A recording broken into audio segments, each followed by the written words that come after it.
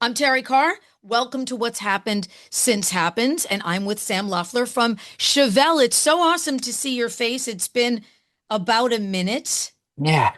Yeah, it's good. It's good to be here. It is so good to see you and so good to be like talking to a band that is having so much success. Here's what I love. I want to say 20 something years. It's probably more like 30 years. And probably for you in Chevelle world, even more than that, because Mm. do you remember a time in life when there was for you no Chevelle? I mean, it's weird how those time it has it's been well, so point number one came out in 99 and it feels eerily like yesterday. It Yeah. feels like that to me too. Yeah. It does. And I feel like I remember that time more than I remember all the time in between. Isn't that something? I read a thing about it and it said that the way to have more memories is to do something different every day. Because like if you get up in the morning, you send the kids to school, you go to work, you come home, you make dinner, you go to bed. They said that do something like wear a stupid hat, take a different route, stick a something on your Up car your on nose. the Yeah, window. Yeah, right. something like just do I love anything that. that is different from your routine, and then it will help you to remember because your memory compartmentalizes, right? And it just adds the same thing all together into one. So, That's so funny because we didn't discuss this pre, but I want to talk to you a little bit about that because what's happened since you guys were at Happens has been pretty amazing and masterful, I think, in the being the architects of your career.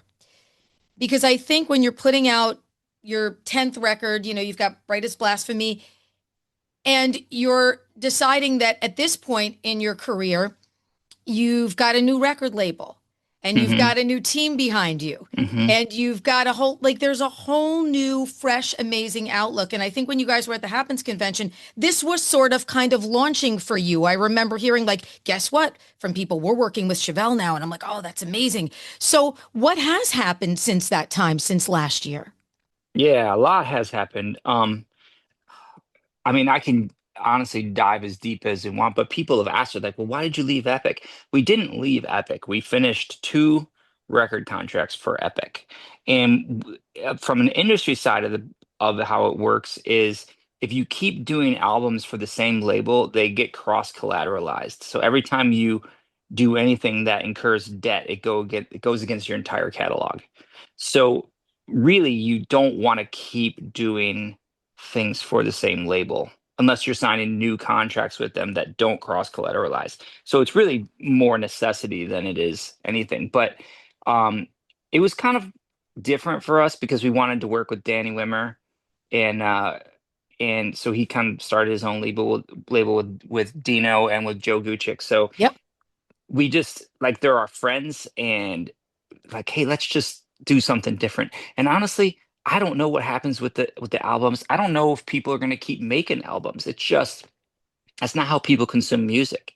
It's one song, maybe two at a time. And so as artists, if we do a 9 song album, we're really throwing away 6, 7 You songs. are not the only artist that said that to me. I've I had mean, you so many can, artists say that, it's that, true. I love doing albums and I love the sequencing and stuff, but I feel like people don't get past two or three and then They all of don't. this good stuff never gets listened to.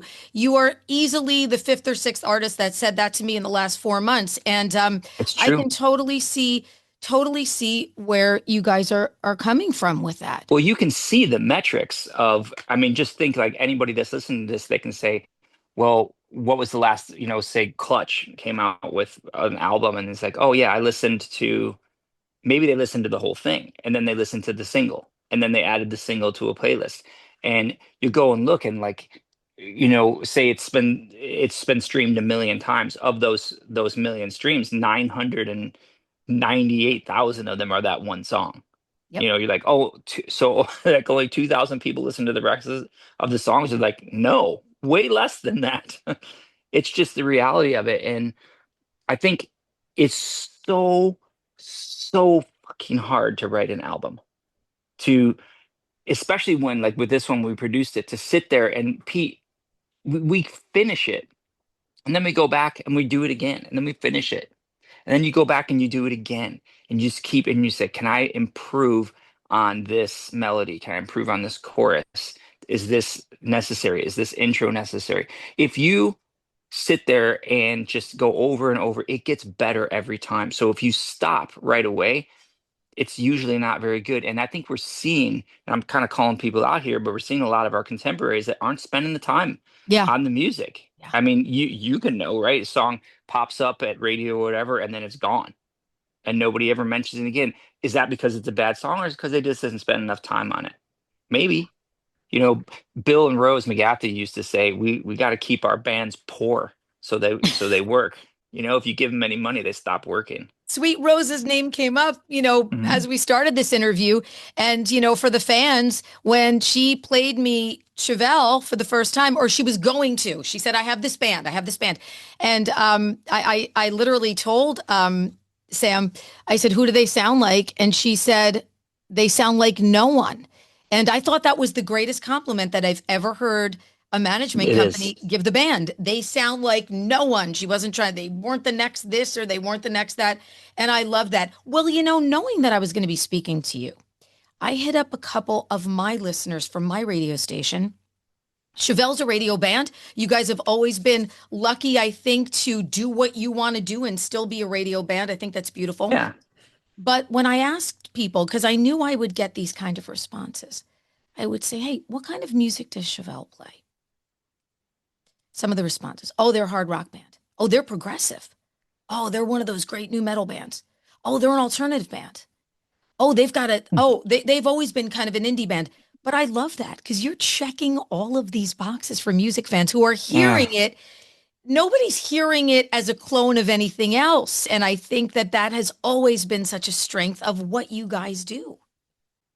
I think, God, I hope you're right. That's kind of the impression that we've gotten from our fans too, is that it's kind of all over the board. And I think that's why we've been able to slot into so many festivals and different tours and be okay, depending on whether it's really hard rock bands that we're with or maybe just kind of like a medium rock band. When people ask us what is your band to you, and we usually say we're a melodic hard rock band.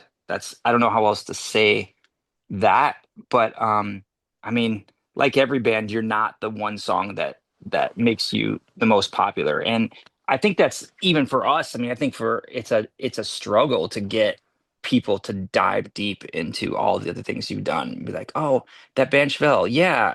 Oh, you do that song, The Red. Yeah, cool. Are you still doing it? Yeah, yeah, I am. I didn't do it so I could. I did it because I love it. We did it because Right. it's a passion. Because you have to create. You know, am I still doing it? Well, the Walk songs away. are, but they're all steeped. Here's the common thread. They're all steeped in tone, Mhm. feel, and fantastic lyrics, I think. Yeah, well, it's nice of you to say that Yeah. because Pete spends the time on the lyrics and the melodies. I He's mean, so smart. so much time. Well, he reads and he pulls things from, and he's got, several thesauruses, Yeah. thesauri. Yeah. The He's got Sauruses, I guess. Yeah. thesaurus, yeah. Wow. So he's And still doing, wow. fully constantly. He really, really puts the time into it. And then at the end of it, it'll be like, this sounds great. And he'll be like, I don't know, this line doesn't seem to make sense pertaining to the lines before it. And I'll be like, I don't care. It doesn't matter. It sounds good. He'd be like, no, it needs to make sense. And then he'll go and he'll redo it. And I think that's the problem sometimes with producing your own album, is that you don't have anybody to take it away from you, to just say, oh, this is done. But in this case, I'm really hoping that that is what made it special. Yeah. That it was just poured over and poured over, poured over. So let's talk about Rabbit Hole. Rabbit Hole, I thought I heard it was kind of about the doom scrolling in your life that goes Hmm. on. That's That's sort of the, accurate. Yeah. yeah, yeah. Yeah. Sucks and we all do it. We all do it. It doesn't matter what it's about. It could No. be about, plastic in your food or whatever. It's like we've kind of gotten a bit of a thing on this too, that it's about like why are you going so hard on religion or politics? I'm like, we're not. We're going, it's each song is about something different, you know. And I mean the song Jim Jones, it is about that. That's why it was Cowards Part 2, because it was about the leader not even doing what he got his followers to do, right? And that was the whole point of like the all the way at the top that people really that so often are the cowards, right? Yeah. So I mean, you can make that out however you want it. Yeah. And well, that's what I think the beauty of the songs always are, because they are entrenched in one thing, but then you sort of do with them what songs are supposed to do. And it's how they pertain to you and how they pertain to what's going on Absolutely, and in that's your own why head. Yeah. like certain people will ask him to be like, "Oh, can you go and like give us a rundown of what each of these songs means?" And he's like, I don't want to do that, man. I don't want to like You tell ruin people it. they're Yeah. wrong." Yeah, Yeah. Yeah. exactly. So you guys, since Happens, have been having an amazing year. Is the tour kicked off? I think it's kicking off as we're Yep. speaking in a couple days. Hmm. Oh, you're on Yep. tour right now. We leave tomorrow morning. Yeah. Tomorrow morning, yeah. Oh, Yeah. wow. Wow. And I'm in the Yeah. New York, New Jersey area. So I'm super excited because you guys are coming for 2 dates and you got two great venues too. You've got the beach on Yeah. one end and you've got the rooftop at Pier 17 How, in how far away Manhattan. from each other are those? Probably maybe about 50-ish miles, I would say. Yeah. Yeah, so they're So you pretty think that close. they pull from each other's markets? Should we have done one show? No, I think you guys No? I think you guys are Chevelle. And I think when you guys come out, you don't necessarily need to have toured. You don't need to have new music. You don't need to have anything on the radio because I've still seen you guys come into markets and kick ass and take names with none of that behind you. So I think both shows are doing Yeah. incredibly well. And I think it's Sometimes. no, I think it's going to be amazing for people that are even in the more southern part of the Jersey state Mhm. from Atlantic City or something to come up to that Right. area of the Jersey Shore to see you that may not have come up to Manhattan. So I think it was pretty smart to put two Chevelle shows because I think you guys can do it. Yeah, I mean, they're both doing well. I mean, we're looking forward to it. It's just been a long time since we've been to some of these markets and we've wanted to, but we've been waiting. We keep pushing because we're like, well, if we're going to do it, let's do it on cycle. Let's do it when we have new music. And then we're like, all right, but the music's taking longer. So one begets the other. Yeah, but you guys have look, Rabbit Hole Cowards Part One, big tune, big tune. Yeah. Did you know it would be as big for you guys when you released it? No way. We did not know. And like with Joe, with Gucci, we just like we went back and forth. What's the song? Is there a hit? Is anybody gonna care? Is this too light? Is it too heavy? All those things. And we just kind of all said, well, what's everybody thinking? Everybody weighed in, and it was the one that most people said, I think this is it. So do you have the whole album yet? Did he give it to you?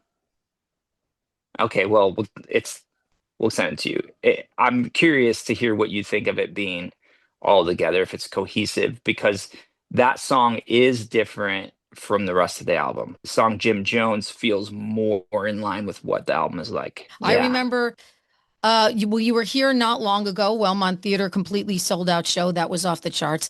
And I remember seeing you guys when you were in Jersey a couple summers ago at PNC.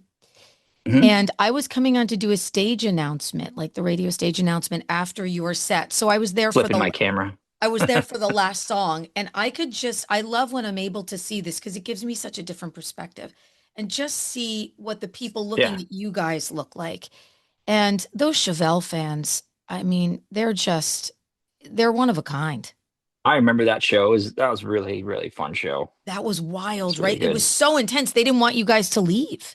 I know, and we have that problem too, where there's so much music that we want to play and play and play, but then Pete's like, "Well, I gotta sing tomorrow too."